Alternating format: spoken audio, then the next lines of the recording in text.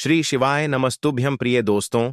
आज 26 दिसंबर 2024 गुरुवार सफला एकादशी की रात कर लेना एक दीपक वाला उपाय होगी। हर मनोकामना पूरी मिलेगी, सभी कष्टों से मुक्ति मिलेगा। माता लक्ष्मी का ऐसा आशीर्वाद जिससे आपके जीवन में होगी धन की वर्षा। जैसा कि आप सभी लोग जानते हैं कि आज सफला एकादशी पड़ रहा है, इसीलिए यह दिन बहुत ही खास है। आज आपको सिर्फ और सिर्फ एक दीपक वाला उपाय करना चाहिए। यह उपाय इतना खास है कि अगर आपने सही मुहूर्त पर सही क्रिया अनुसार एक दीपक वाला उपाय कर लिया, जो प्राचीन काल के समय का महा उपाय है, तो मान के चलिए दोस्तों, माता लक्ष्मी के आशीर्वाद से आपके जीवन का कितना ही बड़ा दुख हो, उससे आपको मुक्ति मिल जाएगी। आपकी कोई भी मनोकामना हो, मान लीजिए आप नौकरी की तैयारी कर रहे थे, आपकी नौकरी लग जाएगी, आपका बंद पड़ा व्यापार चल पड़ेगा, जिस बीमारी से आप बहुत दिनों से परेशान थे, उस बीमारी से आपको मुक्ति मिल जाएगी। आपके जीवन में धन आना शुरू हो जाएगा, आपके जीवन में धन आने के सारे रास्ते खुल जाएंगे और मान के चलिए दोस्तों, फिर आपको किसी भी प्रकार की परेशानी का सामना नहीं करना पड़ेगा। इसीलिए दोस्तों, इस दिन आप लोगों को इस वाले उपाय को जरूर कर लेना है।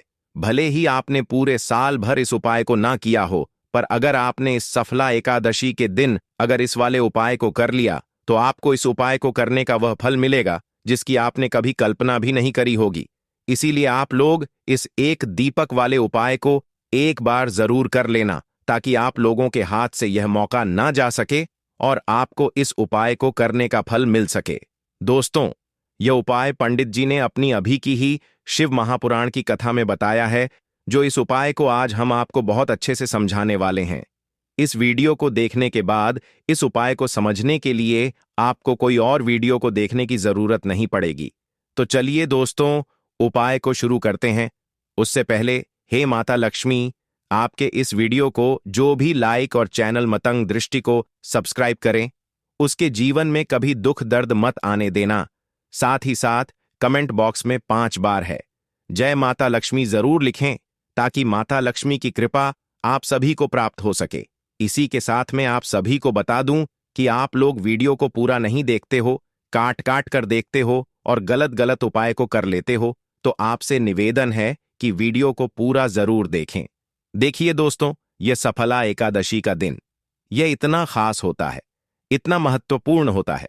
देखा गया है, कभी कभी बड़े बड़े पूजा पाठ अनुष्ठान से जो मनोकामना पूर्ण नहीं होते, वह सफला एकादशी के दिन एक छोटे से उपाय करने से ही आपकी मनोकामना पूर्ण हो जाती है।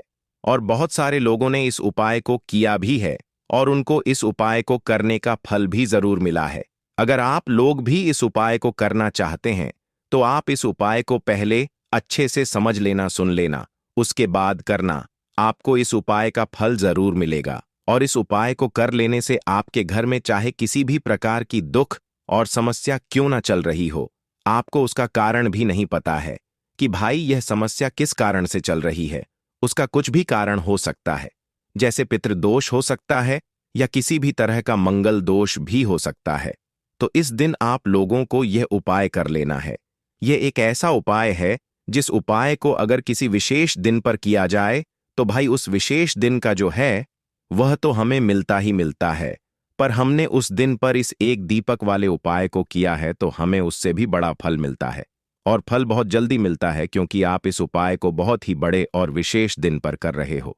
तो चलिए अब उपाय के बारे में बात करते हैं, लेकिन उससे पहले आप लोगों को यह जानना आवश्यक है कि आखिर यह उपाय किस समय करना है, किसको करना है और कैसे करना है।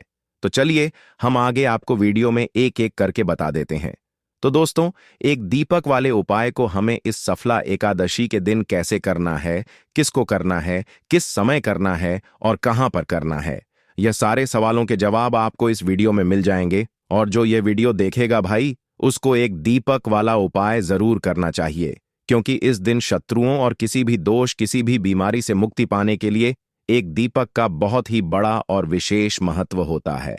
और जब बात आ जाए एक दीपक की, तो यह सोने पर सुहागा वाली बात हो जाती है और यह एक बहुत ही बड़ा उपाय हो जाता है। अब दोस्तों, इस एक दीपक वाले उपाय को आखिर करना किसको है, सबसे पहले हम लोग वह बात जान लेते हैं। तो देखो, घर की जो बड़ी माताएं बहनें होती हैं, उन माताओं बहनों में से कोई भी एक बड़ी माता बहन इस वाले उपाय को कर सकती है।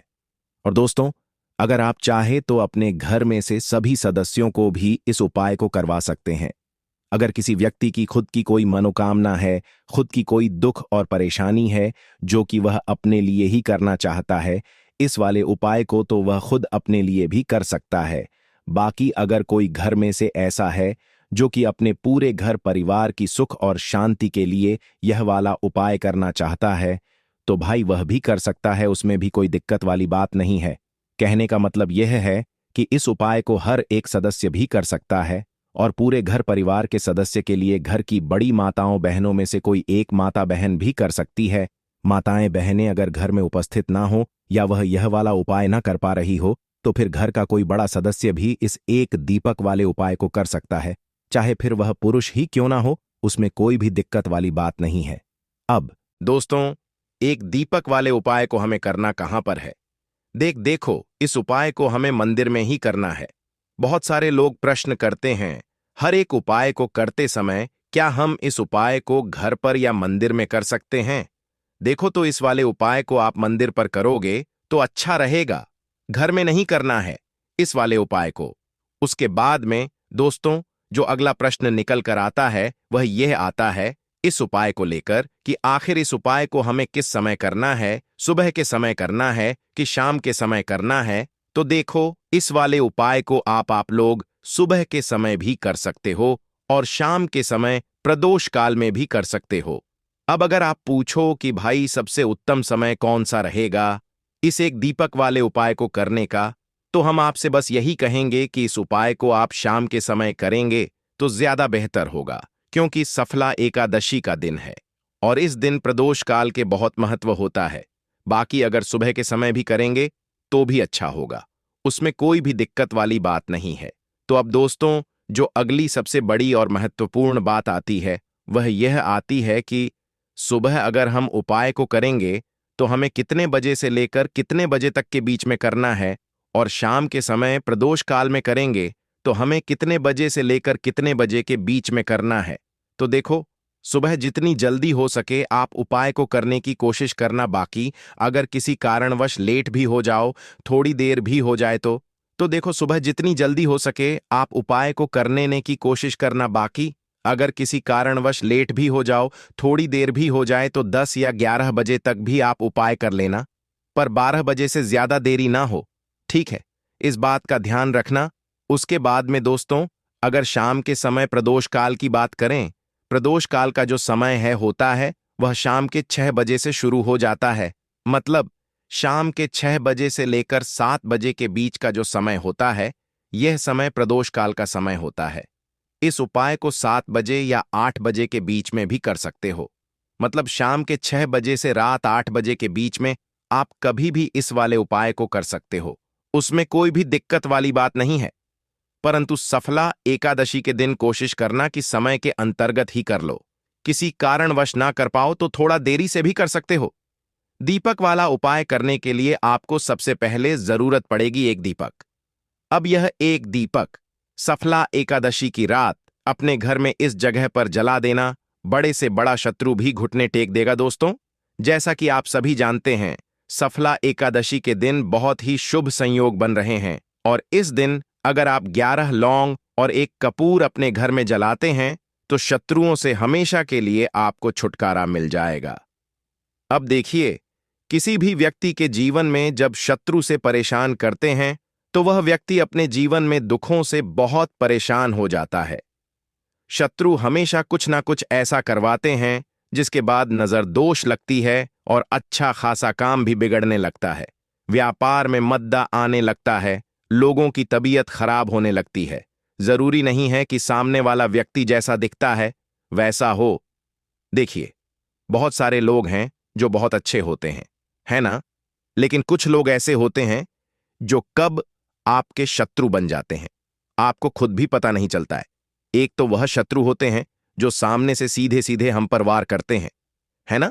एक शत्रु ऐसे भी होते हैं जो कि पीठ पीछे कुछ होते हैं और सामने से कुछ होते हैं, है नाना? तो ऐसे शत्रु होते हैं गुप्त शत्रु, और ऐसे शत्रुओं से हमेशा आपको बचकर रहने की जरूरत होती है। आप अपने शत्रुओं को शांत भी कर सकते हैं और इस उपाय को करने से आपको शत्रुओं से छुटकारा भी मिल जाएगा। लौंग जो होती है, यह शिविर शक्ति का स्वरूप होती है और आप सभी जानते हैं कि महादेव जिसके साथ होना, साक्षात काल भी आकर उसका कुछ बिगाड़ नहीं पाता है।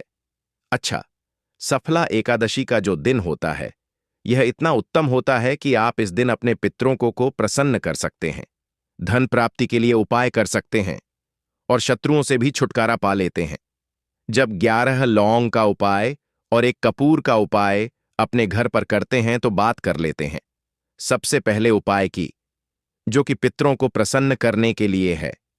देखिए, पितृ जब किसी से नाराज हो जाते हैं, ना तो उस व्यक्ति के जीवन में बीमारियां, दुख, धन की समस्याएं लगातार बढ़ती हैं, तो कोशिश करें कि हमेशा मावस के दिन आप अपने पितरों को प्रसन्न करने के लिए उपाय करें। अच्छा, पितृदोष अगर घर में जरा सा भी होता है ना, तो सबसे ज्यादा कष्ट जो आता है वह बच्चों के जीवन पर आता है।